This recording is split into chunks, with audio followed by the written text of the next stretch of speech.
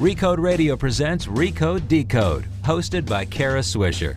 So let's talk a little bit about what you're doing now at LinkedIn, and then we'll talk a little bit about your background, too, because I think people like to get to know where people came from and how they got there. The origin story. The origin story. Actually, let's start with that. Okay. Since I did meet you, were in Hollywood. You were working in Hollywood I was for working Terry for Summer. Warner Brothers. Right.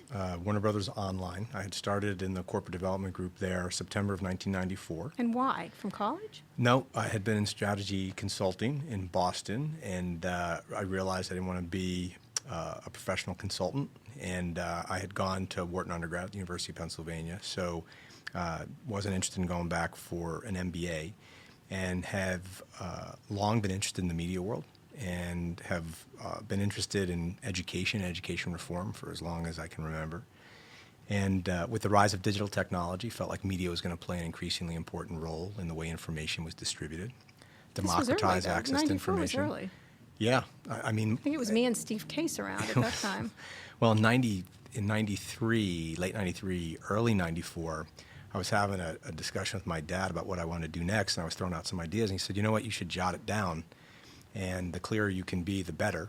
And, if you can be explicit about it, I think you'll be able to make it happen, and we'll take it from there. And so I still have that. It was a mock cover letter I wrote my dad, and I said that with the rise of what was then called convergence, digital and media, education, et cetera, I thought it was going to completely change the way a number of industries were actually manifesting themselves. So did you do that on a little typewriter?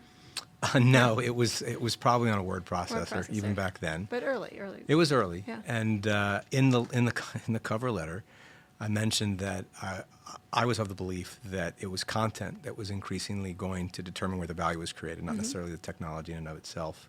That content would be the differentiator, and that there were people who were overseeing media conglomerates, people at that time like Michael Eisner, Steve Ross would have been a model, Ted Turner, folks like Terry Summer. And I wrote to my dad that I realized how unlikely it was, but if I had an opportunity to work for someone like that, I'd be able to learn how they combine both strong business acumen and a sense of how to create content that people want to consume. So you were a very directed young man at the time. Well, it's interesting you say that, because today when people ask me for advice, especially like interns or new college grads, and they'll say, what kind of advice would you have for someone who's embarking on their career and ultimately wants to be successful? I say it's going to sound obvious and maybe like an oversimplification, but it's true. It needs to start with understanding what it is you ultimately want to accomplish. Gosh, someone just asked me that, and I told him to drink more and have more sex, but that's just my advice. Well, those would be two accomplishments. Those would be two accomplishments for me. I did way too much work early on.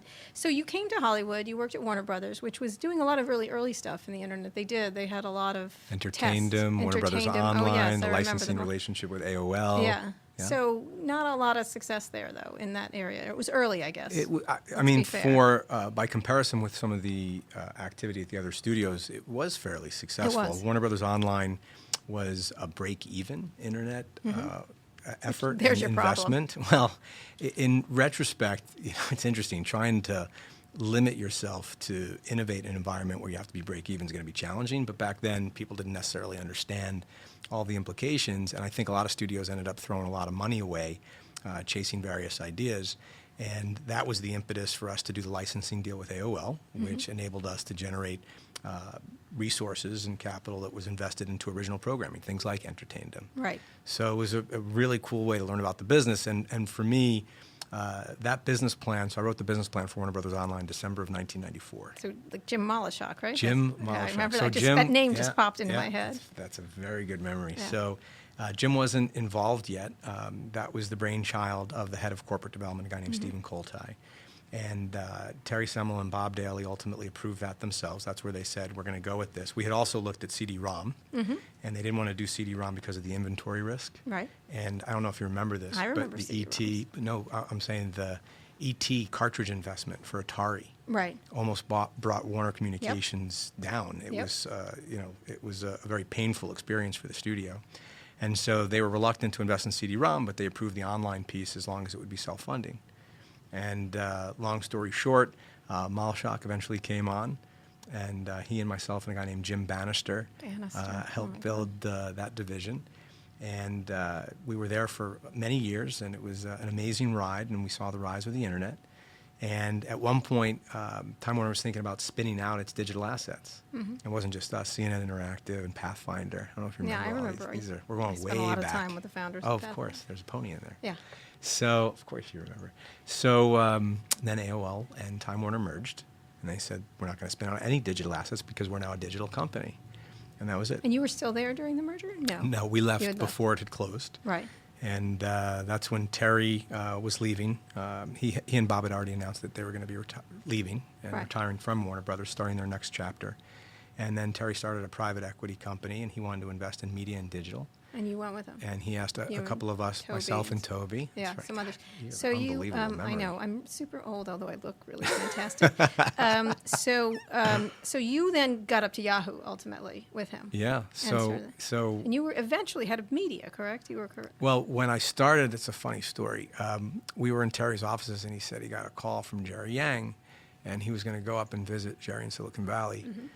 And Yahoo had just announced that they were going to be transitioning leadership, and Tim Kugel was going to be leaving. And I said, Terry, There's a nice transitioning leadership. Okay, whatever. Being compassionate. All right, okay. And I said, Terry, they may make you an offer to run Yahoo. It'd be a really interesting fit because of your media background, where they're going to take the company. He said, no, it's not going to happen. I said, I don't know, we'll see. He's like, no, Jerry and I met in Sun Valley, and we're just reconnecting. Probably need some advice. So he flies up, flies back down, walks into the office, big smile on his face, says, you were right.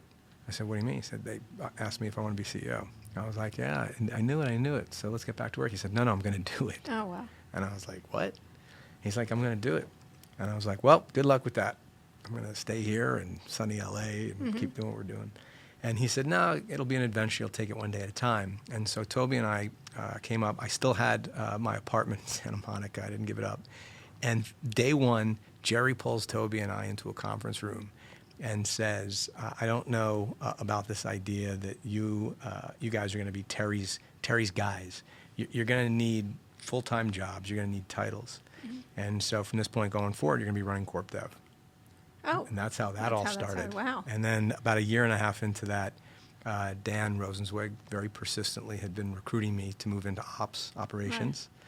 And moved into operations, and over the years, one thing led to another. Right. So I'm going to move forward directly to LinkedIn, but assess your time at Yahoo. How did you look at it then? Did you guys missed a lot of stuff, and then you also didn't miss a lot of stuff. You didn't miss Alibaba. You didn't miss a whole bunch of... 2001 to 2004 were some pretty amazing times. Right.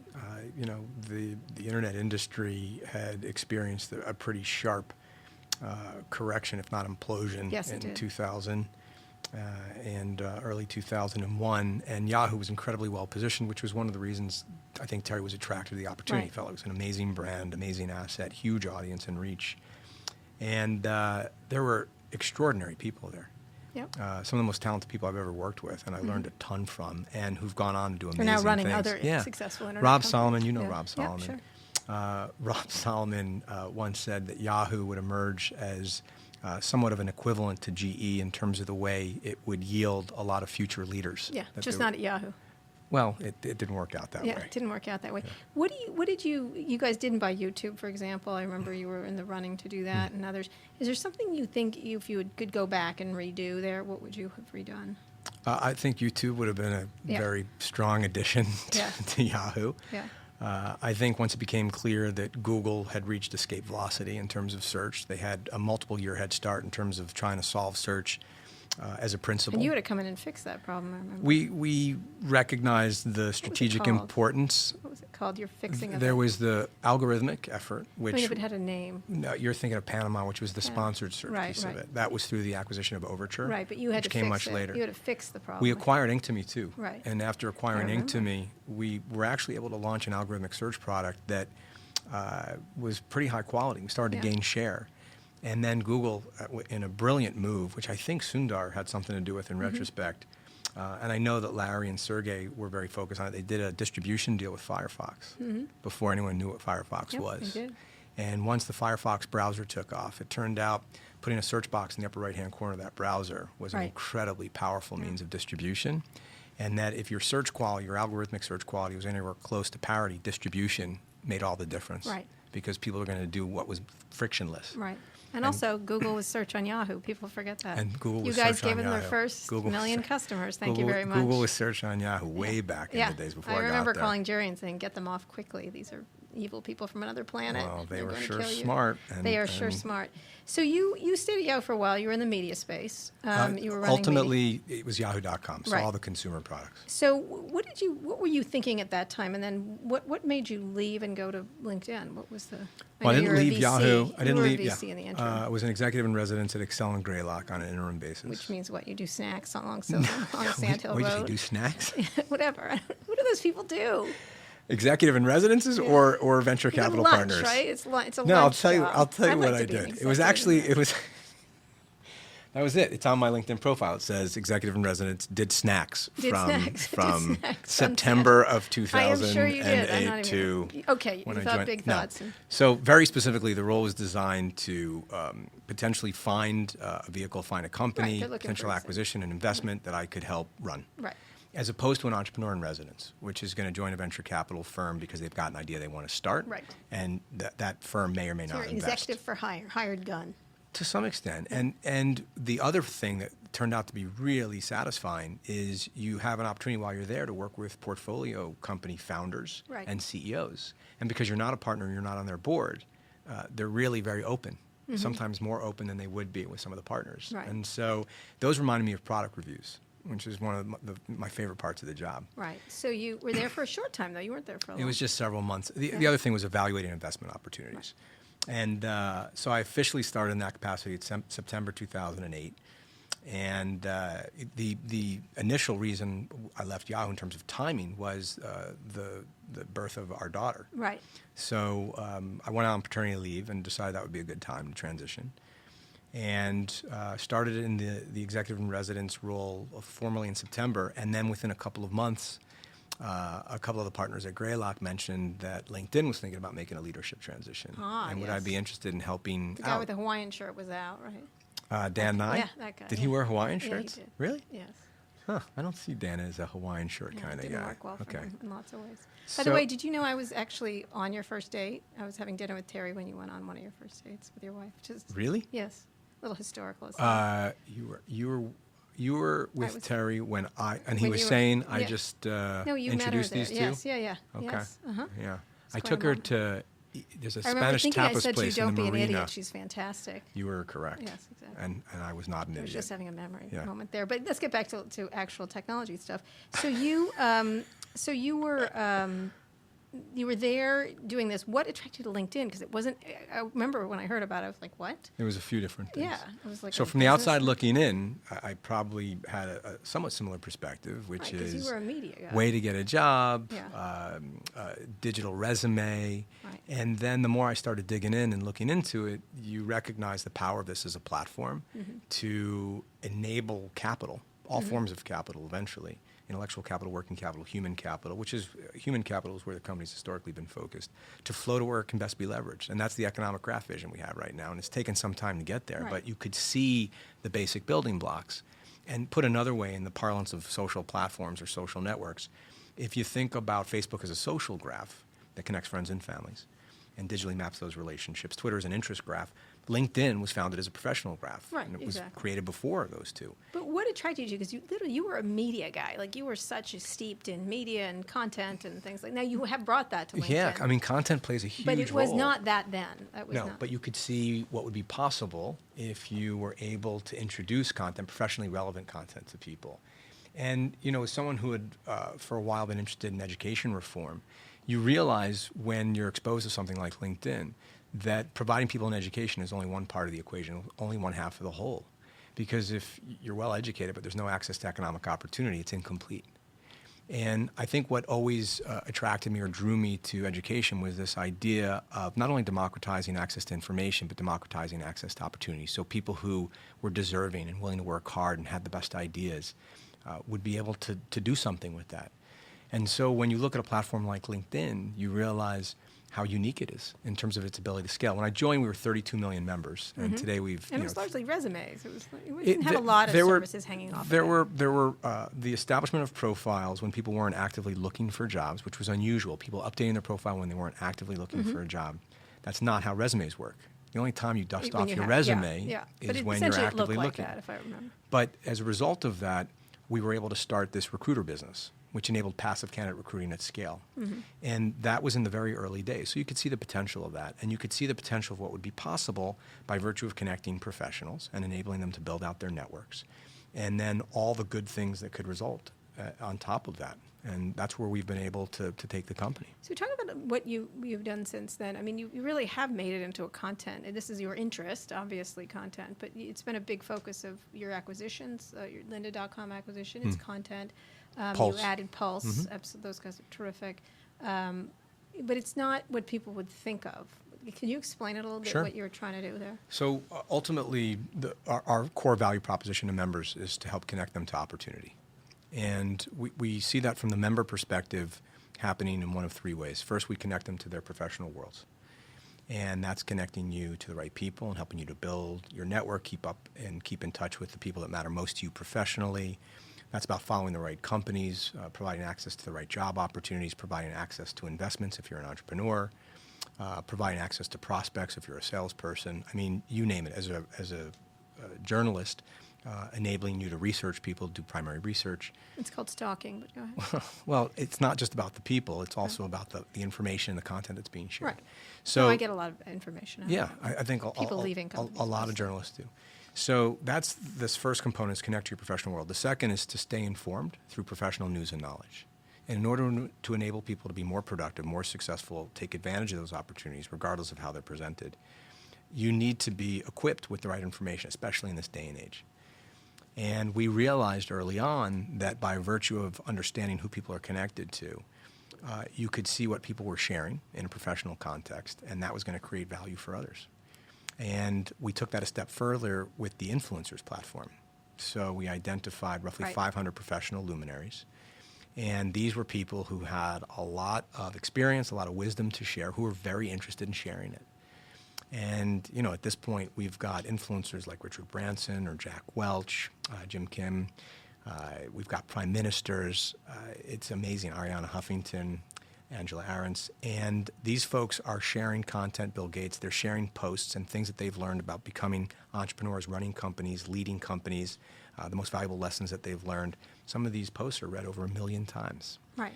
And they've generated millions of people following them. And this is very consistent with what we're trying to accomplish. That's the publishing platform, which has now been opened up to well north of 200 million people, over 1 million people on a unique basis, 1 million individual posters. Do you consider it a media company or a technology? What is it, a platform? No, it's a platform. Platform. It's a platform. A sharing platform? It's a platform that connects professionals, first and foremost. And then what you can do by virtue of those connections and by virtue of people establishing who they are professionally, the profile, those are the two keys.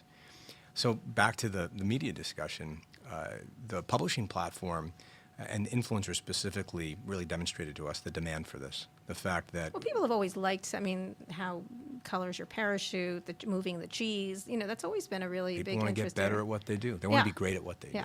And they want to be inspired. I didn't ever read the cheese book. I wouldn't listen to it either, by the way. But, I'm thinking of all the different... Tony Robbins. It's not just self-help or growth books, development books. There's been a lot of... Yeah, and there's increasing demand for this because people have access to it, and people are willing to share more.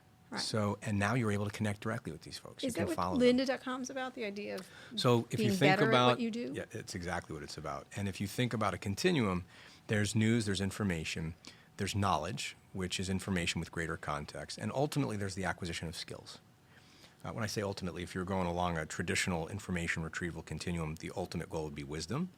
But somewhere along the continuum between information, knowledge, potentially understanding, and wisdom is the acquisition of skills. And, historically we've talked about having access to data that would enable us to understand what skills you have, what opportunities you're interested in, the size of the gap, and then suggest that you acquire certain skills. And with the acquisition of Lynda, we're now in a position where we not only understand what skills you need, but we can also help provide you the coursework to acquire that skill. And we don't believe we're going to be able to provide every single course Right. to every But it's single continuing skill. education. Isn't it? Yeah, but it's continuing Doctors do education, it, yeah. but we'll also work with third parties too. This part of what we do will also be a platform. But Linda does what they do so well. We thought it was a fantastic fit. And then there's Slideshare. You were talking about acquisitions. You mentioned Linda, Pulse the newsreader, Linda in terms of skills acquisition. Slideshare is a huge knowledge repository. So we have roughly 19 million presentations and videos. Virtually, the vast majority of those are professionally relevant. Just announced the other day, which you guys may have covered, something called clipping, which is going to enable you to go into a specific presentation and highlight the most insightful parts of that presentation. So you don't have to sift through all of it.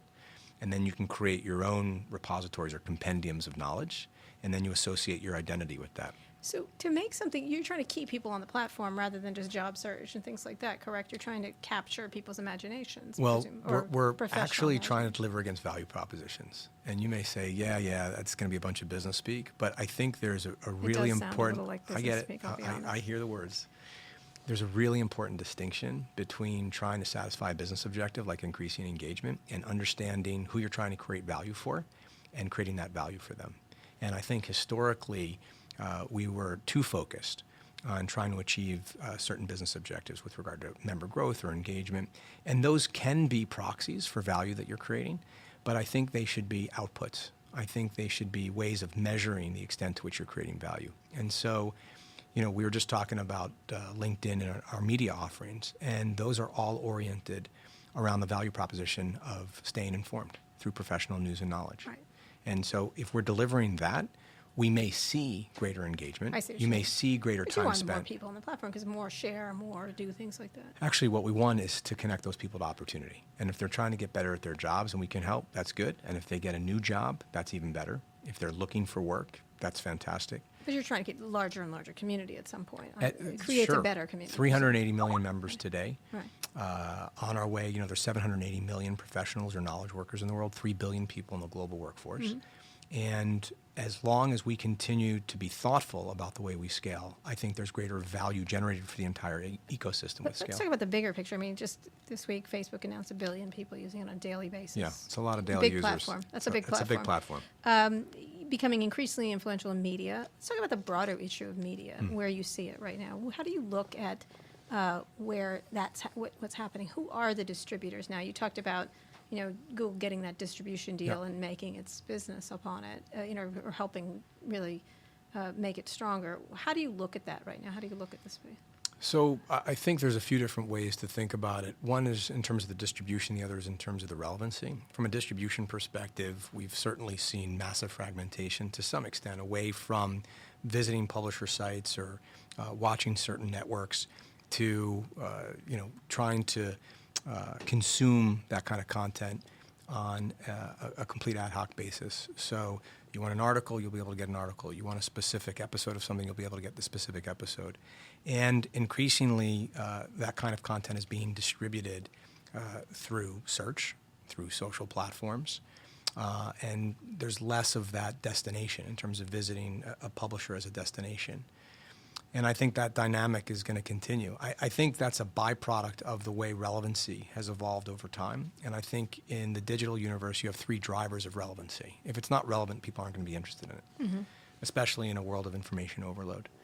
And in my opinion, the 3 drivers of relevancy are largely machine learning, which is data optimization, and that was the Google model, the search operating system, for lack of a better term. Social cues, viral What your friends loops, think, yeah. what your friends think, what they're commenting on, what they're liking, what they're sharing.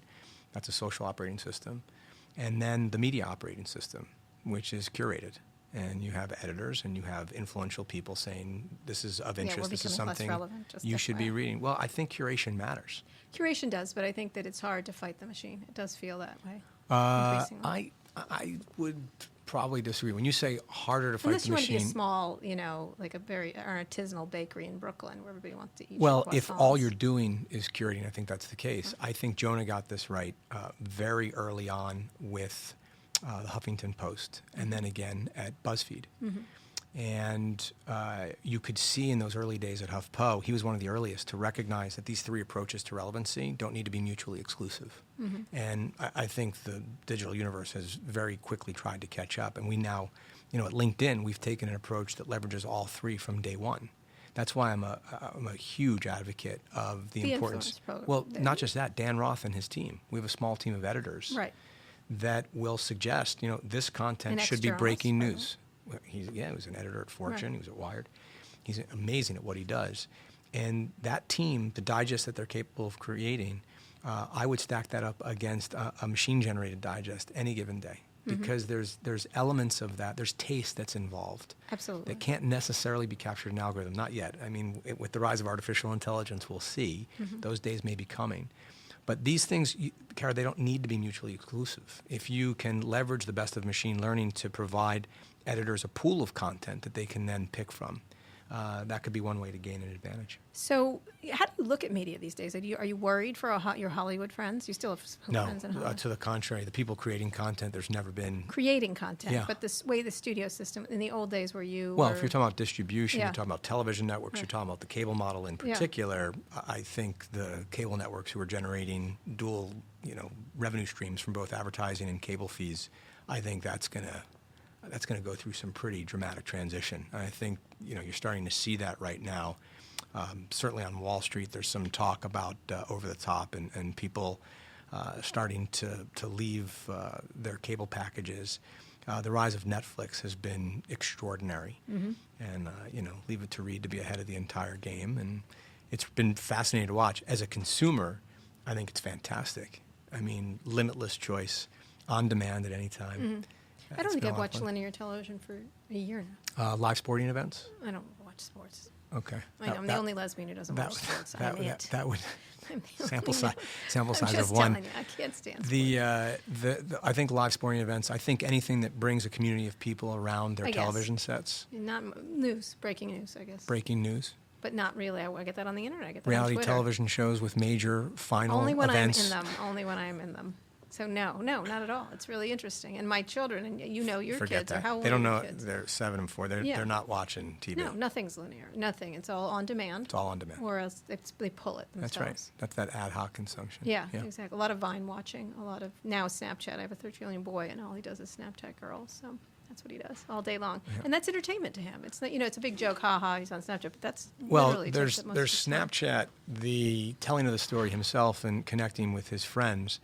Then there's Snapchat in terms of our story and the way in which they're collectively telling stories in that narrative across a gigantic audience. And what's interesting is, the term MSO has always stood for multiple system operator, and those are the traditional cable companies that bring cable to tens of millions of homes.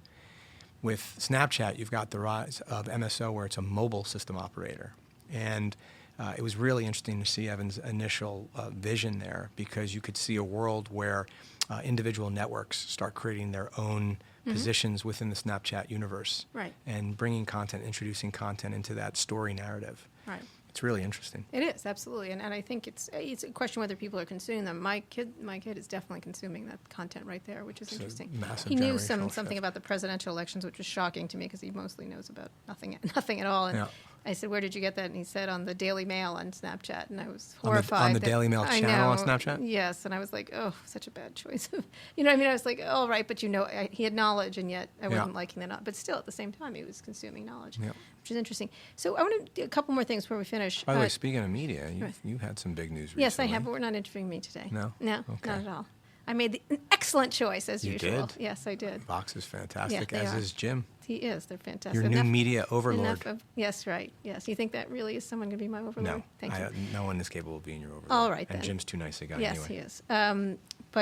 So let's talk about two things. One is China, where Yeah. LinkedIn does operate compared to a Yes. lot of other internet companies. And the second thing, I want you to do some predictifying Okay. of companies and where they are very quickly. So let's talk about China for just a few minutes. We only have about 5 or 6 minutes left. Can you tell me what's your experience been there? Yeah, so we're off to a pretty good start. It's a challenging environment and market for a Western company. It's incredibly competitive, very intense competitively. And we were very fortunate to find excellent partners in CBC and Sequoia. We found almost the perfect fit in terms of the person running China for us, Derek Shen, who heads up the joint venture. He built a very impressive team in a short period of time. And we're generating good traction. It's still very early days. And, we're not kidding ourselves about the challenges ahead. But when we first launched, we had been operating in English in China for the better part of 10 years or so. And we were able to grow from 4 million to 8 million members in roughly a year's time, less than a year, so we doubled that. And today we're north of 11 million. So we launched last February. And that's on the extension of our global platform in China, Simplified Chinese.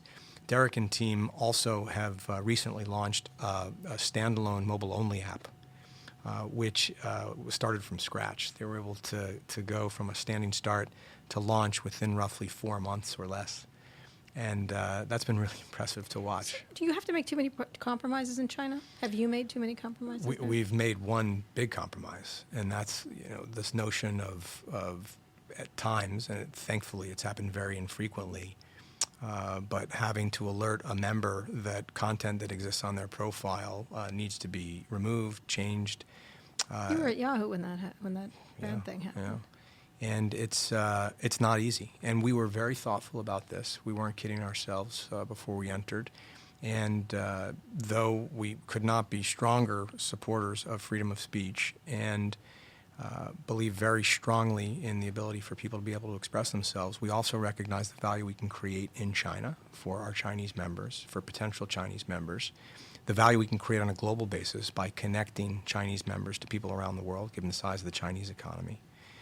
And in order for us to be able to scale and create value for those members so that they can pursue the kinds of lives that they want to pursue, you've got to comply with the law in these markets. Well, some people aren't there. I mean, you don't have quite as controversial a company as, say, Twitter or Google. We're focused on economic opportunity. We're Right. focused on job creation. Right. We're focused on connecting people to opportunities they wouldn't have otherwise.